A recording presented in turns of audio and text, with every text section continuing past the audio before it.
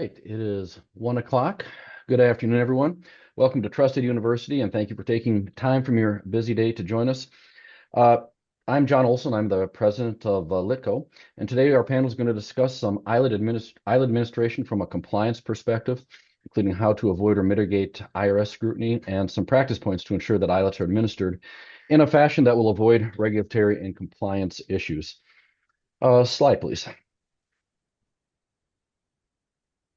All right, I'd like to introduce my panel. There is me. We have Rita Buchholz, Vice President of Trust Administration at LITCO, Ed Usalis, Manager of Operations at ITM, and Joey Schneider, an estate planning attorney at Woods Fuller Schultz and Smith in Sioux Falls. Slide, please. All right, a few housekeeping items. You will receive a survey after this, so if you would like to receive CTFA credit for your through the ABA, you need to complete that survey if you need a certificate as well. Survey's real short, not going to take a long time, and that kind of we like to get feedback on these things, so that's our enticer for you. I appreciate it. All right, slide, please. Here, a brief overview of our agenda. We're going to begin by discussing what takes place during standard routine ILIT administration, including some common compliance issues. Ed will discuss some valuation for instances where a trust owns closely held business interests. And we'll follow that by a discussion of how to identify and mitigate ILIT risks.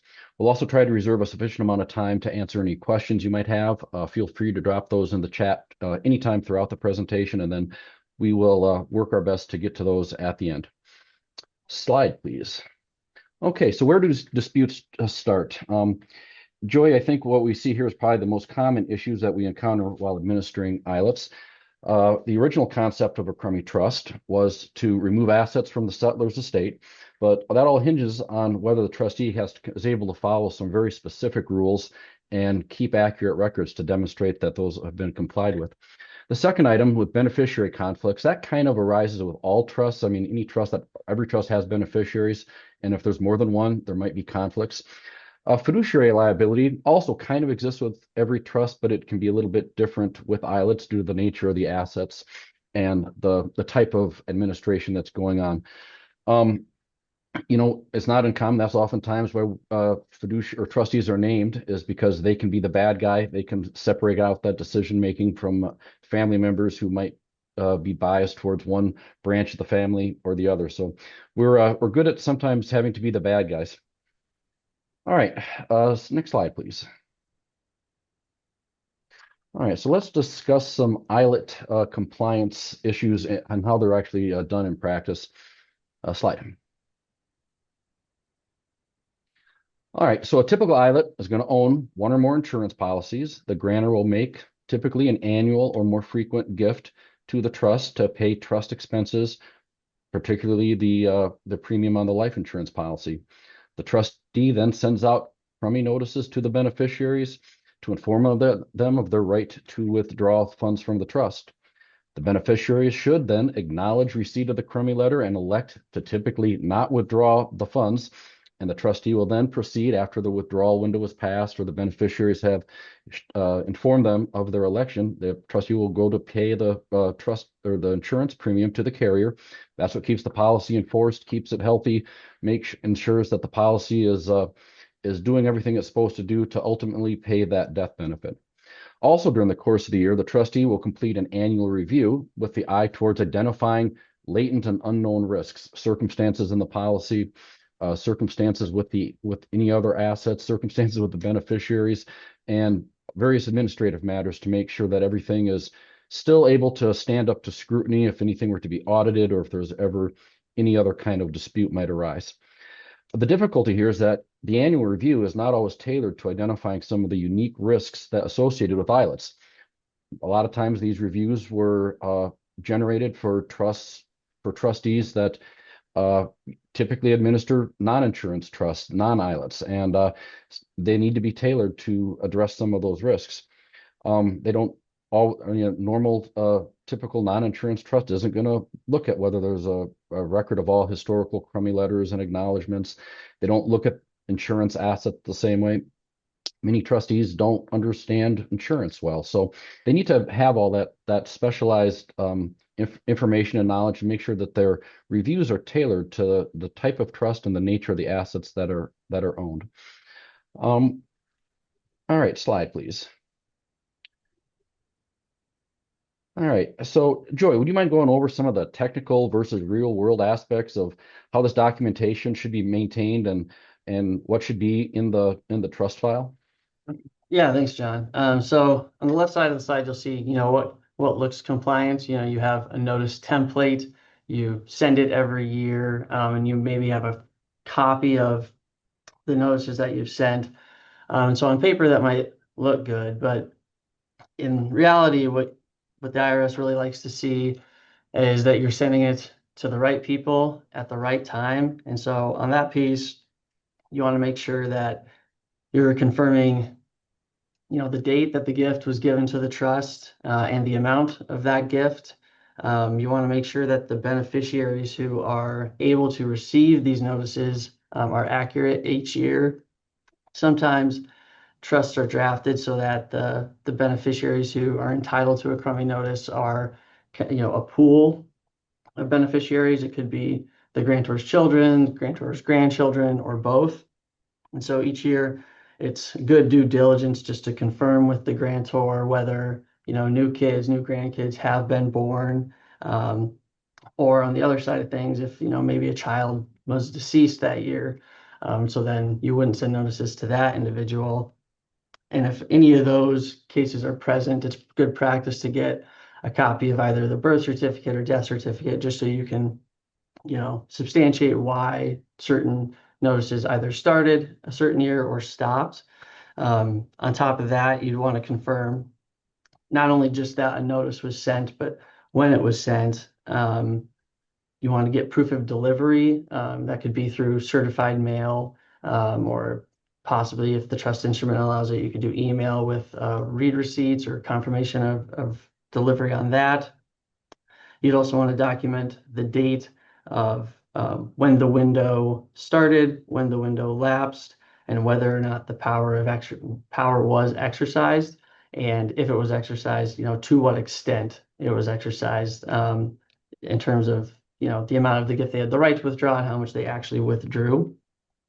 I kind of talked about the proof of delivery piece, but that's important to give yourself a defensible position. If the IRS comes in and performs an audit, you can show all of these details: who got it, when they got it, did they exercise it, and you can show through this proof of delivery that it was delivered to them. And that's pretty important, because if you can't show that it was delivered, the IRS could easily just have the position that, well, you might have sent it, but they never got it, so this isn't a present interest because weren't they weren't noticed that they were able to exercise that right. And that's a pretty common position the IRS takes. And all of this kind of leads to a very clear audit trail that lets you show, these gifts were present interests to these beneficiaries. They qualify for the annual exclusion gift amount, which is, as John said, kind of one of the goals of having an ILIT with Crummey provisions. So those are the big things you really want to make sure that you are not only doing but documenting in your audit log or administrative log that you have. That way it's easily referable to. You can pull those documents during the audit and to show that you've done what you're supposed to do to kind of manage your liability. Yeah, absolutely. So, what would you say is probably the most common mistake a trustee could make while administering these things, and what kind of be the most high risk, or maybe they're the same issue? Well, some things that can come up is, if you don't have the right beneficiaries, or if you don't have your timing and proof processes in place. If you had to pick one to prioritize, I would think prioritizing your timing and proof Hmm. standpoint.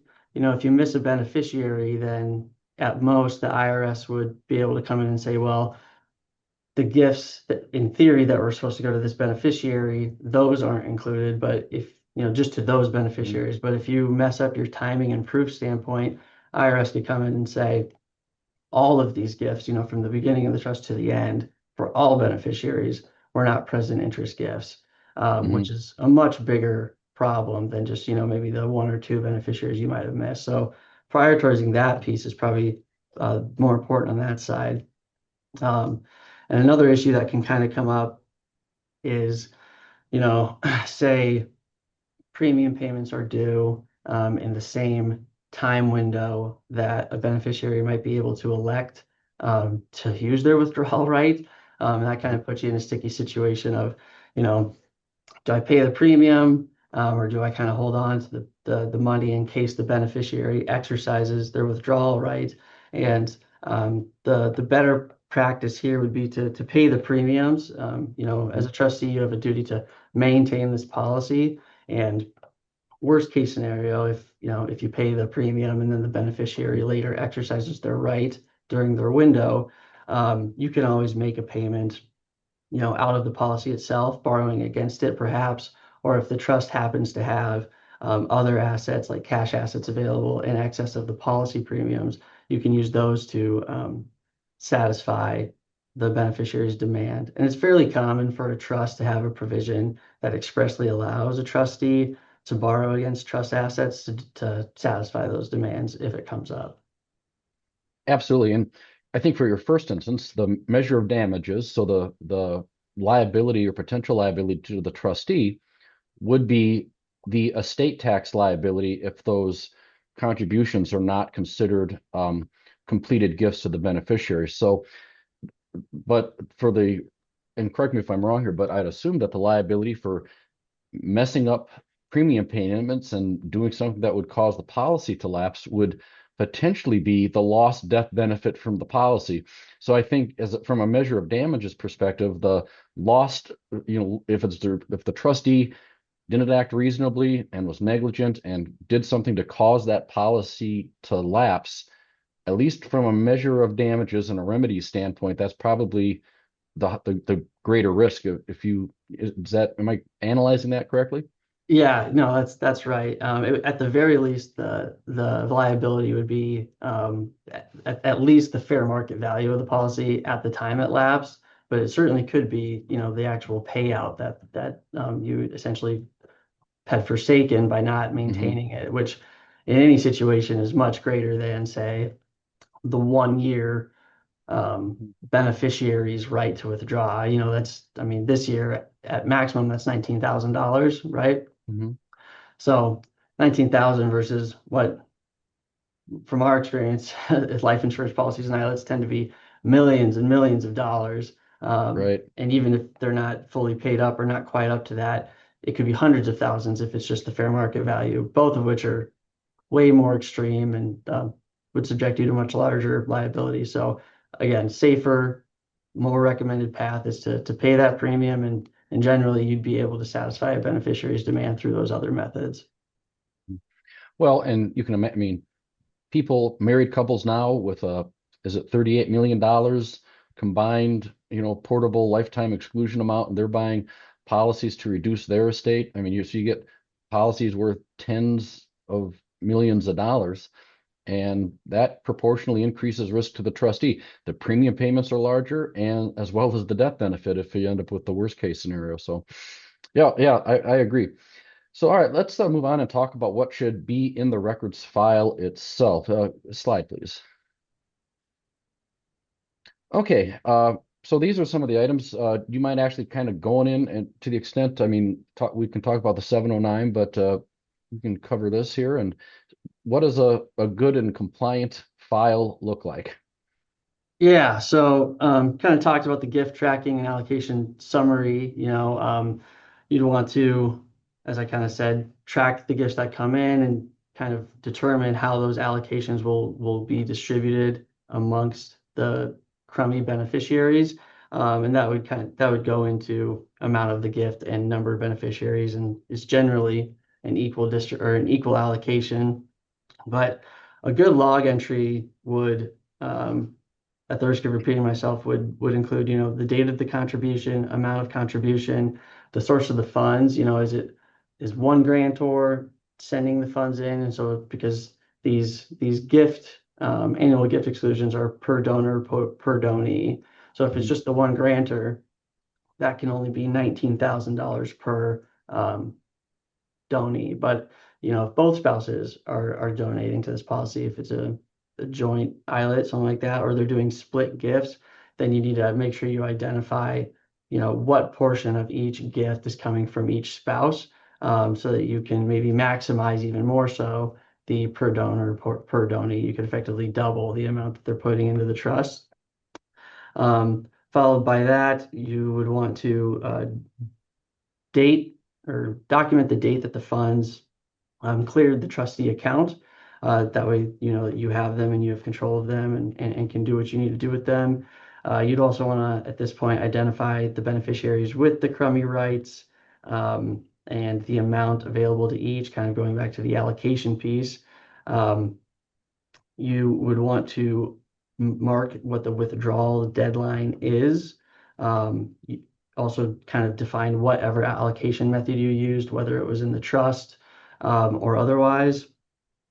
You'd also want to date the day that the notice was sent and delivered. And again, that kind of goes back to the piece of use some method of communication with which that you can confirm it was delivered. Like I said, either certified mail, read receipts on emails if that's permissible.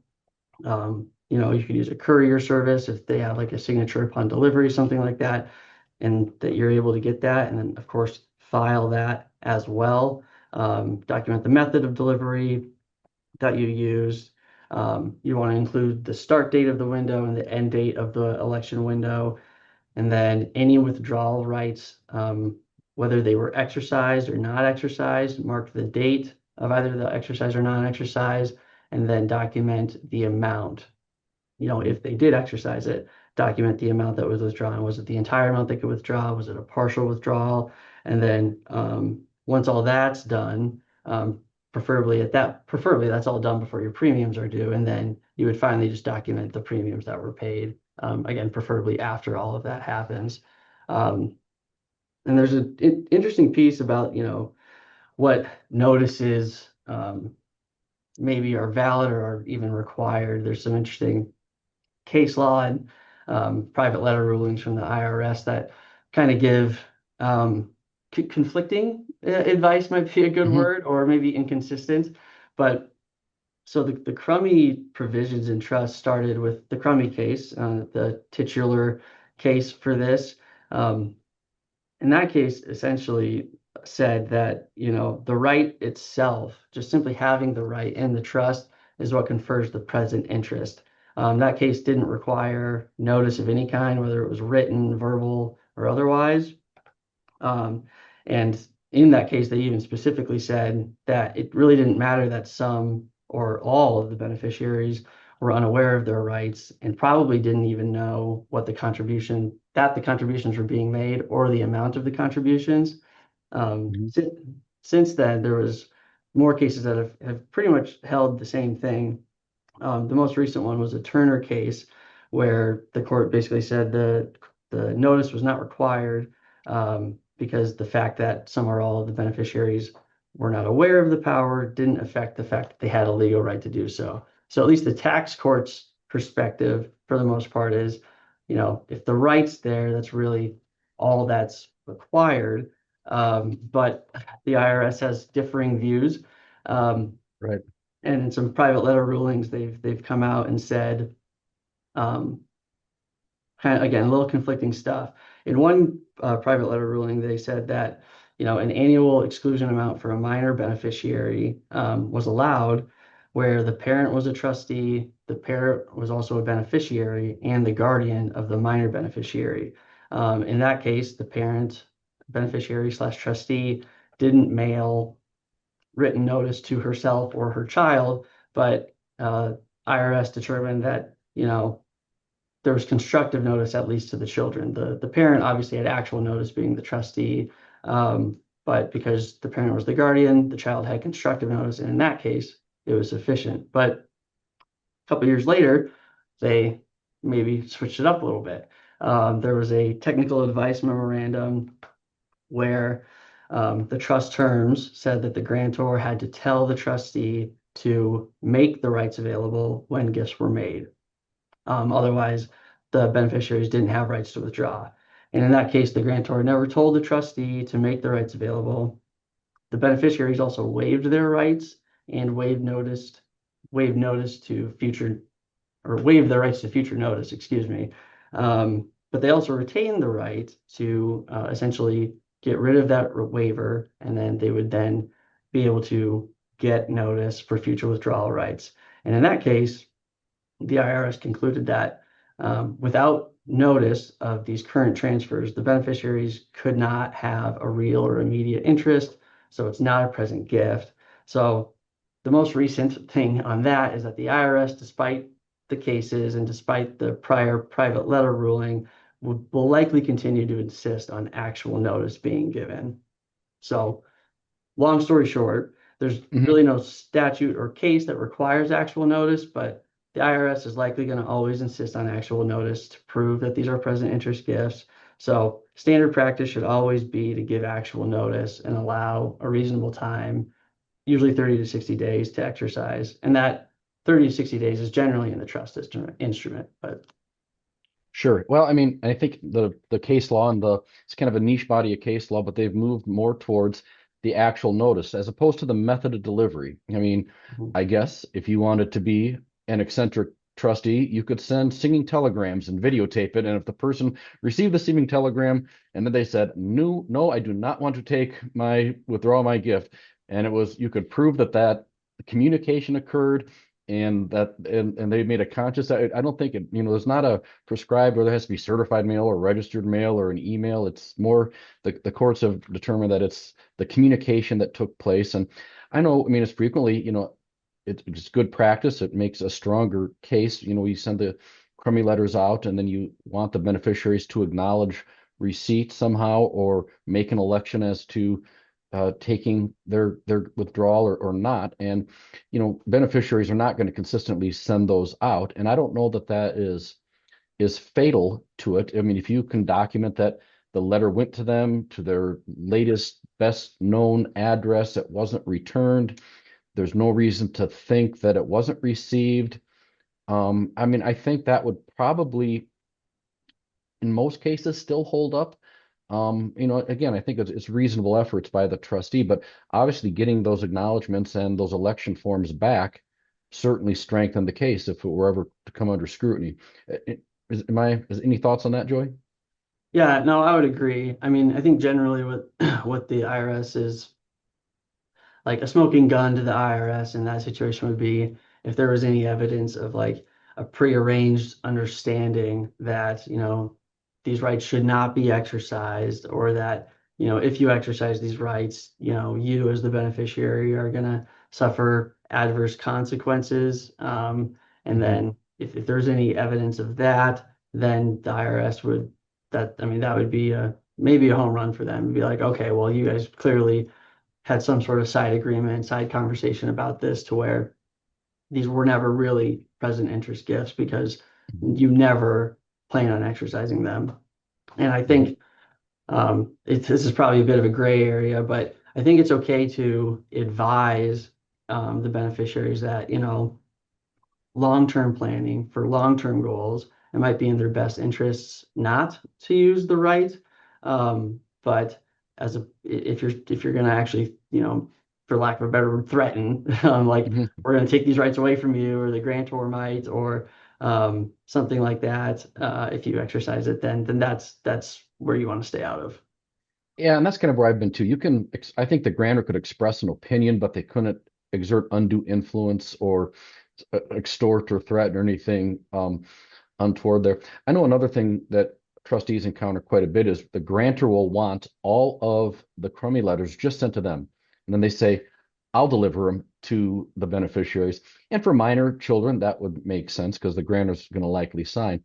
But that I think will also increase trustee unless I had a clear direction or request from the beneficiary themselves to do that. Maybe that's their circumstance. Adult, comes up with adult children that maybe still live at home or something like that. It could make sense, but you got to be careful that you know you're not the grantor isn't trying to turn it into a silent trust. There's very few silent trusts that are ILITs because it kind of defeats the whole Crummey notice provision. But this is another thing to watch out for. I mean, I wouldn't take that at face value, and I would thoroughly document that if you get a request from the grantor and get those consents or directions from the beneficiaries that this is our preferred form of communication.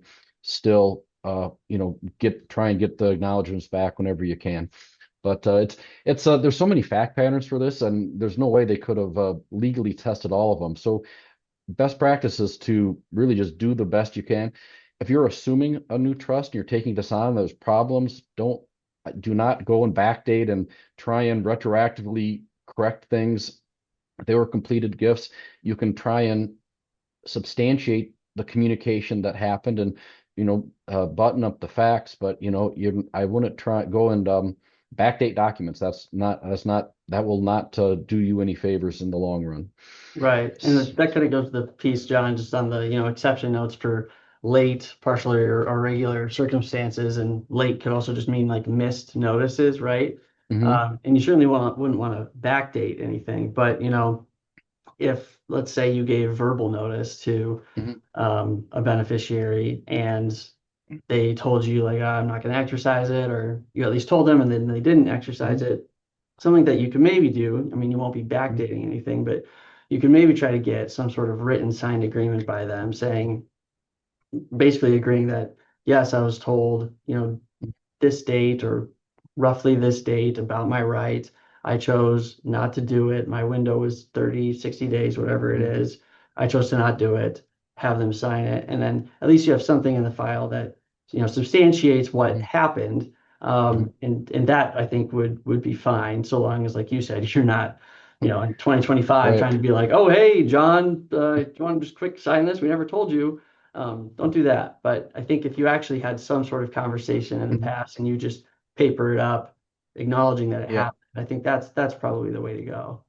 And if that is the fact pattern, I mean, you could use affidavits, this thing, if they're willing to Yep. swear to that. And the trouble is when you auditing, if you got audited on one of these, you're going to be trying to recreate something that happened 10, 15, 20 years ago or longer. And you have to, you know, so don't wait longer. I mean, if that's the fact pattern, but I would try and document it in some legitimate way, shape, or form. So 10 years or 20 years from now, you're not trying to recreate those things. I mean, you could a beneficiary could be passed away by then, or you don't know, so you can't capture the information that uh, bolsters that case, I guess.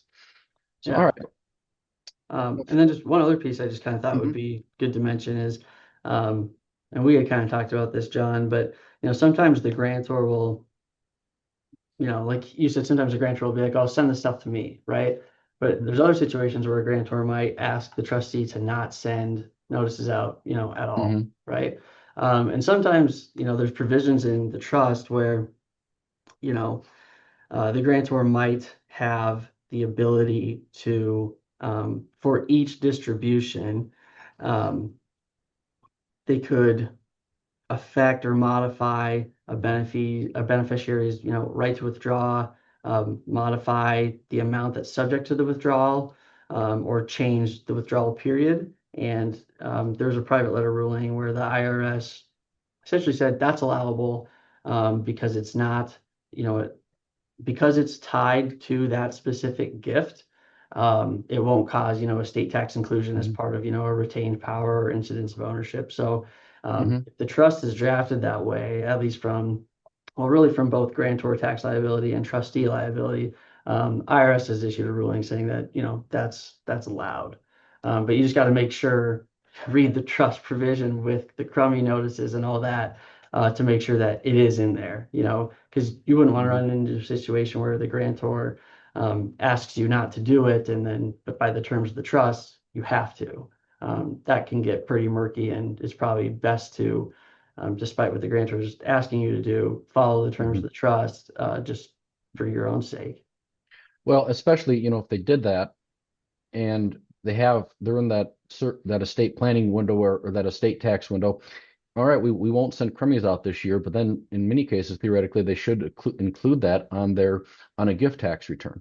And Yep. so, I mean, if that all happened, I don't, it's not proper from a fiduciary perspective, but I don't know that the IRS would get too worked up about it because the tax was paid sooner rather than, later, I guess. But good practice. I mean, if you're the trustee and there's no provisions in the trustee that allow the grantor to modify or waive Crummey letters being sent, I would send Crummey letters every time because you don't really have, you're opening up a can of worms of liability if you don't. From a drafting perspective, I don't know why you wouldn't include that option for the settler in there in light of that IRS ruling. It just adds flexibility, and if they don't use it, I really don't see a downside to having that language in there. Circumstances change. Maybe there's something I'm not thinking of, but if I was drafting them, I would give it that option because you never know. Yeah, exactly. And it could be something where, let's say one of the beneficiaries is just all of a sudden becoming difficult and always, exercising the right, taking out the money, and then you're running into premium payment issues, possibly, right? Well, then the next year, I won't give this beneficiary the right to withdraw, and that's allowable under that ruling, right? So it gives, like you said, more flexibility is always desirable in those situations. Absolutely. All right. Well, thank you much, Joey. So we want to move on here. Managing assets is another often overlooked fiduciary risk within ILITs, and we're seeing more and more ILITs that will have a life insurance policy and then something else. It might be a closely held business. Sometimes it's marketable securities or a promissory note. A marketable security or promissory notes, I mean, they're relatively easy. Trustees like those things because they're easy to value. Marketable securities are worth what they're worth at the end of the trading day. Promissory notes are worth what they are according to the amortization schedule. Those are numbers we can put firm to the penny amounts to. Closely held business interests are a different beast, and Ed is an expert in valuing those and some of the factors that we can consider in terms of putting numbers, and we can't pull numbers out of thin air, and we need to have defensible valuation. So, Ed, I'll turn it over to you to discuss closely held business valuations. Marketable securities or promissory notes are very easy assets to ascertain the value of. When a closely held business is held in an ILIT, it may generate additional IRS scrutiny.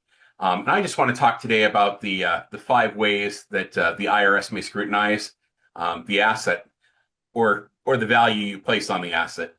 The first is appraiser qualifications. In 2014, Circular 230 was updated to define what a qualified appraiser is and what a qualified appraisal is. So those are crucial that you understand those and that requirement. In that, typically it is a professional that operates in the normal course of business, valuing businesses, valuing real estate in the normal course of their job. It's typically not a client CPA who said, "Oh, I can place a value on a closely held business." So basically, you want a full-time appraiser, generally an appraiser that has credentials that are recognized by the IRS to satisfy Circular 230. The next area for IRS scrutiny is typically the discounts. These would be the discounts for lack of control and lack of marketability. If there's a minority interest in a closely held business put in the trust, there are volumes of court cases and research on these discounts. Essentially, the key here is the appraisal needs to justify the discounts with the facts and circumstances of the closely held business or the asset that is in the trust. So essentially, substantiation is the key word here. The next one would be thin comps or assumptions. Basically, here you want to have as robust information as possible to support your assumptions and conclusions for that matter. Typically, this is done by a qualified appraiser that does adequate research and does enough to substantiate the value conclusion that they're coming up with. However, this is where a lengthy report may help you out. An appraiser that provides you with a 1 or 2 page opinion of value that says the value is X typically would not pass muster with the IRS. Instead, it's going to be something that's fully documented, and that leads kind of into the next point of missing support. The IRS typically takes cases or challenges cases that the facts are in their circumstances. It's typically cases that are lightly documented or the dots are not connected in the valuation. So missing support is a key due diligence factor here to look and make sure that the appraisal and the appraiser that you have worked with is fully documented his or her findings. And then finally, the last one is stale values. Having an old appraisal in your file will not suffice. Having a relatively recent appraisal will help bolster your case if the IRS ever decides to look at the ILIT. And then also stale values maybe it's a fiduciary requirement that you stay on top of your assets and your trust that you're managing. So you certainly don't want to be lax on your fiduciary duties. So John, that's pretty much what I have. Yeah, so I was curious, how do you define stale values? And I mean, what is do you see? I mean, what is it? A year old, 10 years old? What's a stale value in your Uh, in that realm well, from an IRS view, I guess? and the easy answer is it depends. Obviously, a 10-year-old valuation would definitely be considered stale. A 1-year-old valuation may or may not be considered stale if something has dramatically changed in the closely held business. The business is radically changed in the last year. It made a large acquisition or made a large divestiture, and the business doesn't look like it did a year ago. Certainly a year-old appraisal at that point would be considered stale. However, a business that is kind of plodding along very consistently, I definitely think you can get away with a 2 or 3 year old valuation as long as the facts and circumstances support your decision.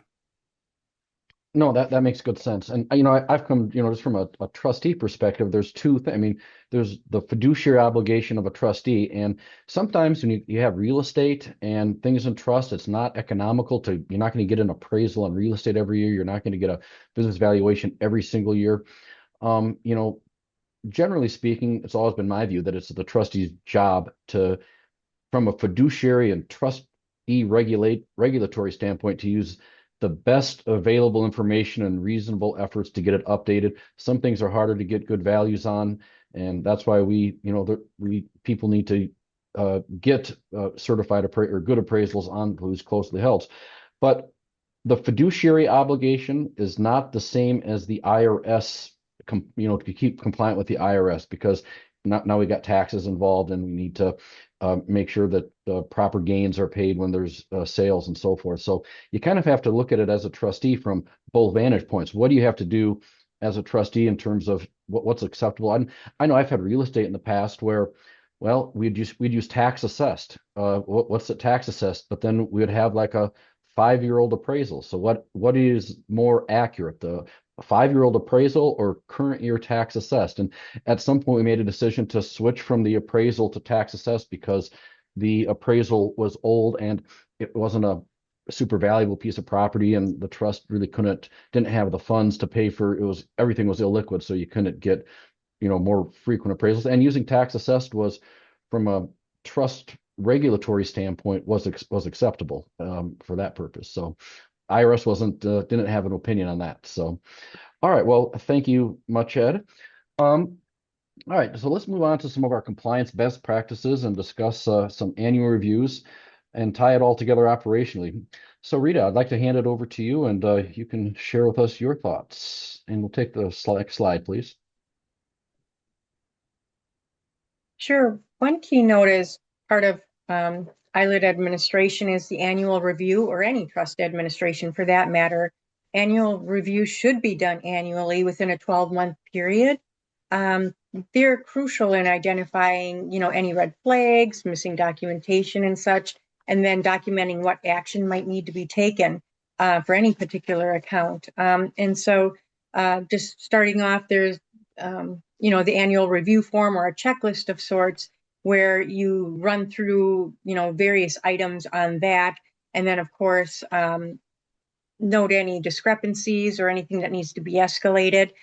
Just starting with reviewing the trust agreement, making sure that whatever the governing document is, if it includes a court order and such, that they're fully executed so that you have the proper legal documentation to start off with. All of the contact information is correct for the beneficiaries and the grantors and co-trustees and such. You want to make sure that you have all of that information in the account. The proper individuals are receiving account statements and things like that. And then, of course, as Joey went in depth on, making sure those Crummey notices are actually in the file, easily retrievable. You'll get a lot of requests, or we do anyway, annually to provide a copy of those to a CPA or the grantor, or, for whatever reason throughout the year. So we always have those then to supply. And we also have our ducks in a row. Should it ever be audited, we have a copy of all of those.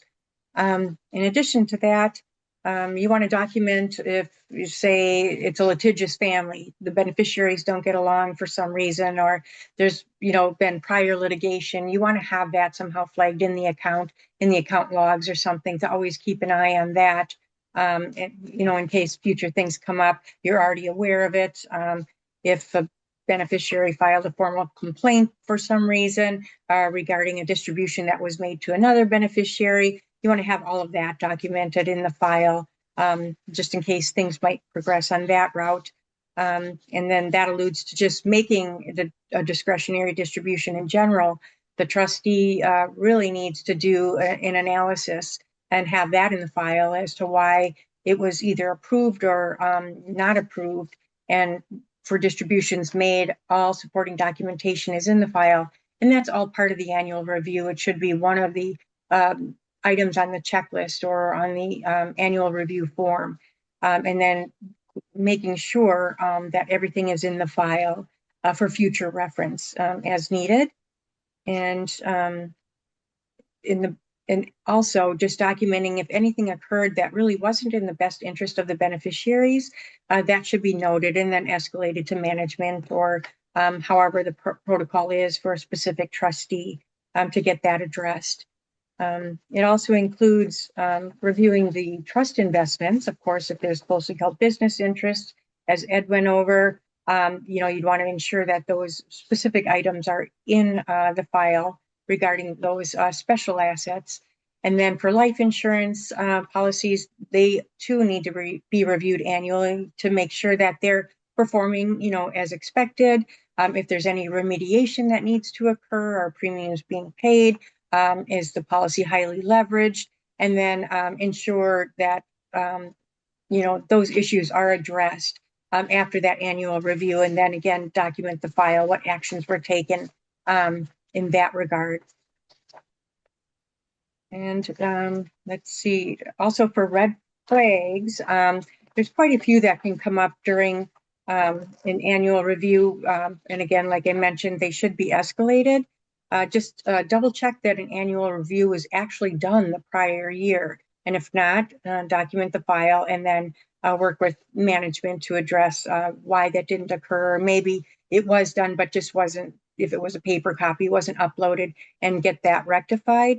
Again, distributions should always be properly documented with supporting documentation in the file. And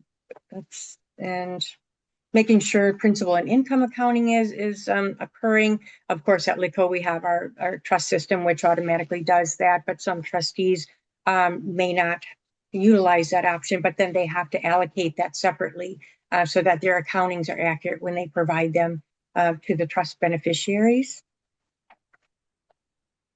And then in conclusion, after the annual review is done, just making sure, as I just mentioned, you don't want that missing from the file. Make sure it gets uploaded to the account.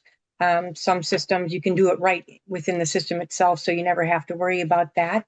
And then you're ensuring that the trust documentation is up to date and always accurate, most current.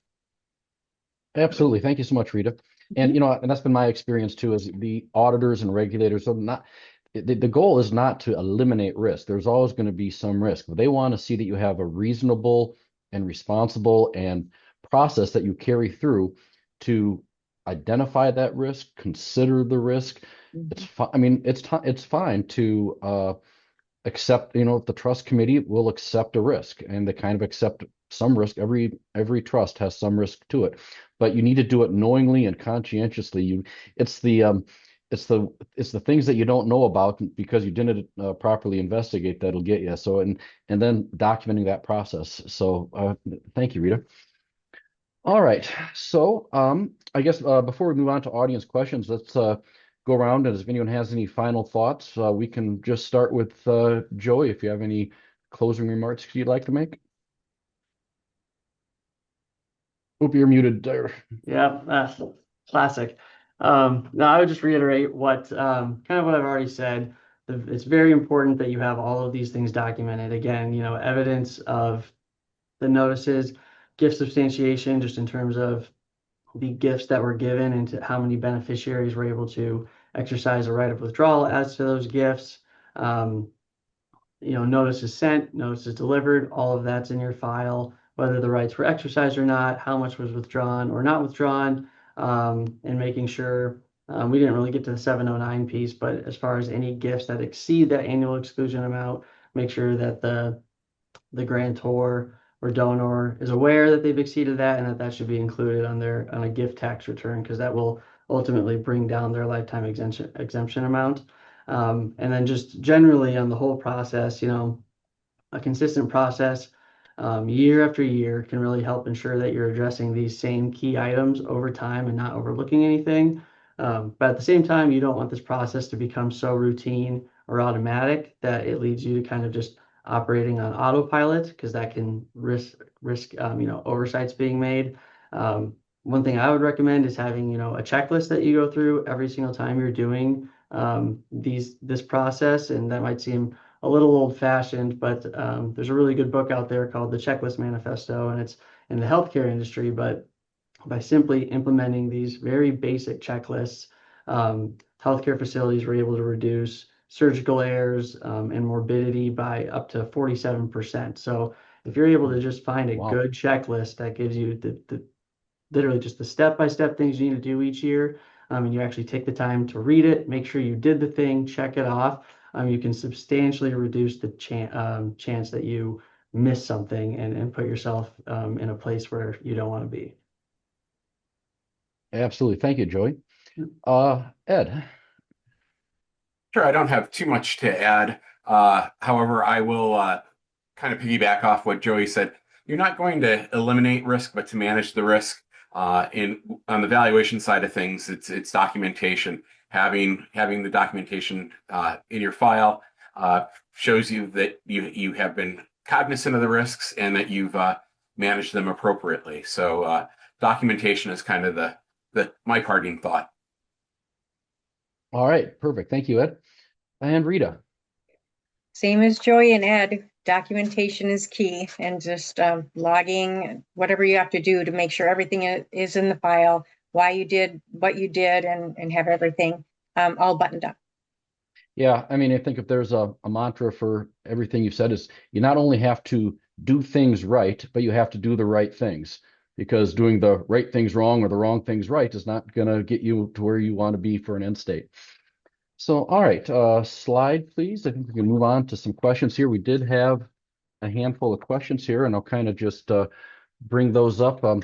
The first one, I actually think there's four. So if an ILIT owns multiple whole life policies and a corporate trustee recently became successor trustee, but only ordered in-force illustrations from the insurance agent, but didn't do any other evaluation of the policies, what do you see as the biggest risks here? In this case, there are 12 policies, many of which are decades old, and the grantor is at least 80 years of age. Oh, and by the way, to add insult to industry, the successor trustee took this for a discounted flat fee of $500 a year, which is 90% discount from their standard fee schedule. That's usually how that works, isn't it? So, and Joy, I mean, I generally, oftentimes some of this might hinge on what's in the trust deed. I mean, I've seen, a lot of these trusts will have language that says that the trustee is held harmless for owning life insurance policy. When they assume it, oftentimes the successor trustee is not going to be responsible for the actions of the prior trustee, but they do have a duty to fix problems and depending on the state and depending on the language of the trust deed, it might be a simple negligence standard, or it might be gross and willful, or what's the magic language there, Joey? It's gross Yeah, misconduct and willful or neglect or something like that. yeah, So, gross negligence and with willful misconduct. Yeah. yeah. So, I mean, if that's the standard, you need to act reasonable. And I think there's a lot of trustees that, they get the policy and, they're in a situation where you might have a trust with a terrible policy, but it's the policy that you got. There are no options to replace it because of the age and the insurability of the insured. So you manage what you have the best way you can. And then you might consider increasing your fee a little bit if it's $500 a year. But, you know, in the, when that trustee took on that account, I think you have a duty to investigate it and, okay, I mean, this is what it is. Now, do we want to go through the steps to mitigate the condition of these assets? And I mean, that'd be how I approached it. Joy, any other thoughts on that? Yeah, you covered basically everything I was going to say. Once you get it, you like you said, a lot of trusts will, limit liability to the trustees, successor trustees for the acts of the prior ones. But I agree. Once you have it, you should review the trust agreement and then just review the records. If you notice that there's a lack of any notices that were sent out, if that's applicable, maybe reach out to the beneficiaries to see if they ever got notice. And if not, you could at least document that, okay, well, this year didn't happen. If it was too long ago, or if they never received notice, there's, not much you can do other than document like, well, we reached out, that happened when we were not trustee. That probably would protect you a bit. Even including the language in the trust that would likely shield you anyway. But just going through the file and seeing, were there any misses by the prior one? And if you're able to address those without, papering up something that didn't happen, like we talked about, John, then it would probably be in your best interest to do so, just so that you have kind of cleaned up what you can. But like you said, I think reviewing it once you have it is the first step. Right. And they indicated here this is a national bank regulated by OCC instead of so Reg 9 would trump state law. But the situs still matters of the trustee. I mean, state law still controls some of that in that regard. But when you have a bad policy like that, I mean, what's the risk? The risk is that I guess one or all or some number of those policies lapse due to the actions of the successor trustee. So if you took it on and the policies are in poor condition, that's I think you need to be reasonable in terms of how you mitigate it. I mean, policies lapse and ILITs from time to time, and it's due to no fault of the trustee. So I mean that could happen. You can look at life settlement, viatical solutions for some of these things. I would recommend finding someone that is an expert. Ordering the in-force illustration is the first step. You got to read it, understand it, and act on it in terms of managing these policies. Just ordering it and having it in the file and never looking at it isn't probably that's what's going to get there. The fact that it says bad things isn't what's going to cause the liability. It's your response to knowing those things. So next question is, can you talk about collecting an affidavit in a year post receipt of a gift? That was what we were talking about if there wasn't documentation of Crummey letters and this isn't going to be the trustee signing it. It's going to be probably the beneficiaries or the grantors or some combination documenting like they're willing to swear under oath, under threat of perjury that the communication making them aware of the gift happened. And I mean, you're just trying to kind of forensically reconstruct that in that gift year, this is the communication that took place. Any other thoughts on that, Joey? No, that's exactly what I would have said there. As long as they're able to, like you said, be willing to sign it, and preferably it actually did happen. There's some sort of communication about this notice, and they're willing to sign to that and acknowledge, like I said, the dates, the window, what action they took or did not take, and sign to it. I think that would cover your bases. Right. Yeah, as the trustee, I wouldn't be signing something like this is what I think happened because they told me. I mean, that's not, that's upon information and belief. That's not anything you'd want to do.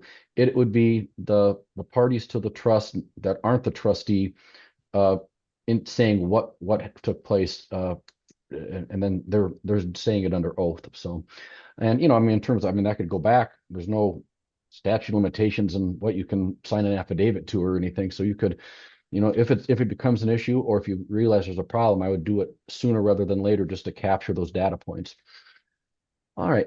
Next question is, where or how should you send Crummey letters for minor children if the grantor is the parent, guardian, insured, and in the same household?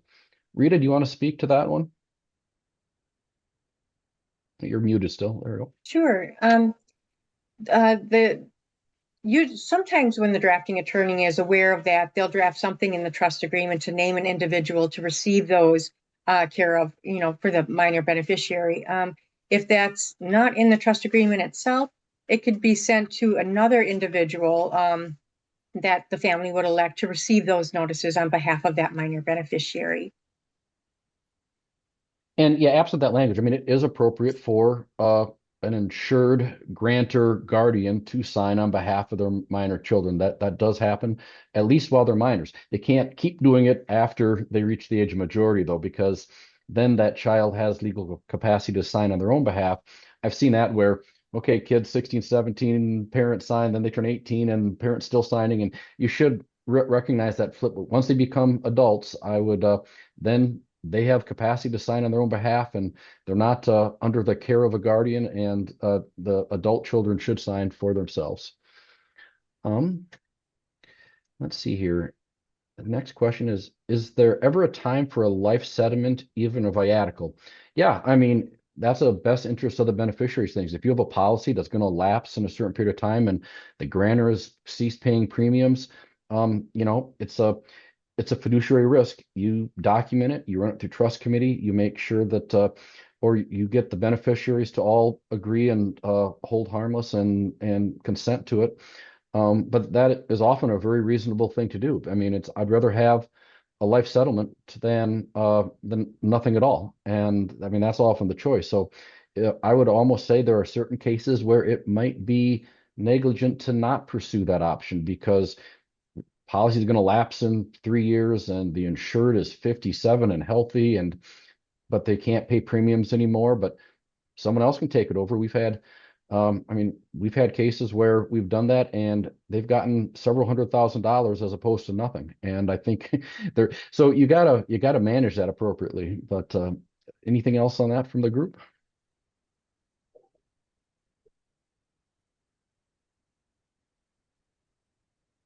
All right. Let's see here. What if you do not have a copy of the original policy? I mean, generally a carrier can provide that. Is that not correct, Rita? I mean, if you don't have a copy of it, you go get it, typically. Yeah, you can order a duplicate copy. Not all insurance carriers will provide one, but it's not an issue because I'm not aware of any insurance carrier in today's world where you need to produce the original to file a claim. So that wouldn't be an issue if that was the reason for the question. All right. Let's see.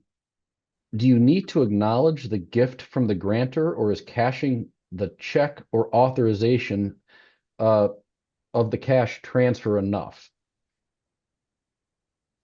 So I think the question is, do you need to acknowledge to the grantor that you received the funds? And generally that'll appear on the trust accounting system. We don't, there's ways that the grantor can look if they want to see it, but there's not typically a formal process. Say, hey, grantor, we got your check. They call and ask all the time, but we don't automatically send it because it's deposited and there's records of all that. So, all right.